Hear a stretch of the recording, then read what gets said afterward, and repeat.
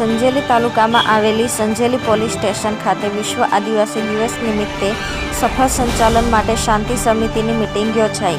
પ્રાપ્ત માહિતી અનુસાર દર વર્ષની જેમ ચાલુ વર્ષે પણ 9 ઓગસ્ટ વિશ્વ આદિવાસી દિવસની ઉજવણી પરંપરાગત રીતે આદિવાસી સમાજના લોકો પરિવારના સદસ્યોના આયોજનની 9 ઓગસ્ટ વિશ્વ આદિવાસી દિવસની ઉજવણી કરવામાં આવે છે। ઉજવણી નિમિત્તે શાંતિ અને વ્યવસ્થા જાળવવાની રહે છે માટે સંજેલી તાલુકા પોલીસ સ્ટેશન રાણા સાહેબના અધ્યક્ષસ્થાને શાંતિ સમિતિની મિટિંગ યોજાઈ હતી, જેમાં